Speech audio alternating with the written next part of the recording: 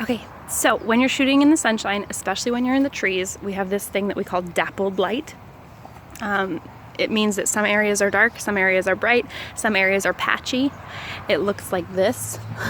So I'm looking out here at this trail where I'm going to take pictures, and I instantly see, okay, here is bright hot sunlight. I don't want to take pictures there because my people are going to just be in the bright hot sun. And I don't really want to take pictures here because that means they're going to have all these hot spots and dots around their face. I don't really want that either. So my eye instantly goes to where is the shade? I'm looking over here. This is great. And then of course all back in there. So a lot of the times people choose their photo shoots based on location. Like they're trying to think of the prettiest background. And that's all nice, but at the end of the day, what makes the pictures amazing is the lighting. So as a photographer, especially like when you're working with families who have an idea of what they want, it's a little tricky because you show up and there's this idea of we want this background and we want to have really show off this pretty park or this pretty building, but you get there and the lighting doesn't work. Like here this morning, I was excited to photograph families walking down this trail, but then I got here and there was this big patch of sun. And so I realized that's not really going to work so well. So the lighting determines the location. The lighting kind of determines everything, actually. Photography is light. So the best thing I would do is I'd come to this trail and I'd walk up as close to the even light as possible. So right now I'm in the sunny spot, and I will walk up to the edge of it so that now the majority of what I'm looking at is shade. So I could photograph the families from right here and create that forest look that I'm trying to go for. That would be ruined, essentially, if I took the picture from down here. If I took the picture from down here, you have this cute little family, but then there's a huge spot of bright light. And the human eye, when it looks at a photograph, your eye is going to go straight to the brightest point in the photo. So if I'm taking a picture of the family on this trail, you want everyone to look at the family, but the viewer of the picture is going to subconsciously, they're going to be paying more attention to this bright hot sun. The sun is distracting from the pretty family. And so you, as the photographer, or mom with a camera, you thinking you want the brightest light to be like a spotlight. Put it on where you want attention.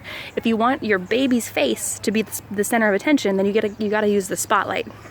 And that's where, if you're working in a studio, you have a flash. You flash it on the face. When you're working out in nature like we do at the Happy Film Company, the sun is our flash. So I walk in and I see this as my studio, and I realize that bright there, the spotlight is putting attention on the grass, and I don't want it. I want attention on my kid, which is right over there. So you make the rest of the background as kind of even and a little bit darker, so that my skin, because my skin is Caucasian and bright, my skin will stand out and be brighter than the background. And see, then I saw that right there. I was like, get out of my picture. So I move it over this way so that it's even. Because the minute I do that, that is competing with my face for attention. Does that make sense? So looking for this even light, looking on the floor, avoiding the dapples. Let me see if I can show you one more thing. If I move, see this? I'm standing in the shade, but there's still some dappled light here. So you have to be aware that you use the shadow on the floor as a good guide, but there's still light that's coming in the air. So you've chosen a good area, a shady area, but then within this area, you have to be aware of the light that's streaming from the sky towards the floor. And you need to put yourself in the shady spotlight. Does this make sense? Like from the ceiling to the floor, this is a shady area.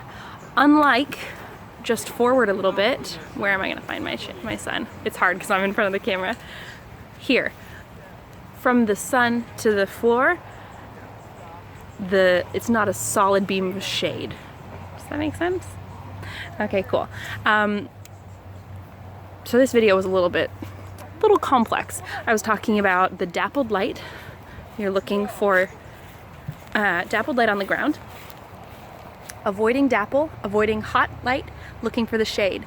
And then once you're in the shade, back over here, once you're in the shade, you're looking at the light in the air. Not the hot light, not the dappled light, but the smooth, even light. Okay, so it's a double shadow. Shadow on the floor, shadow in the air.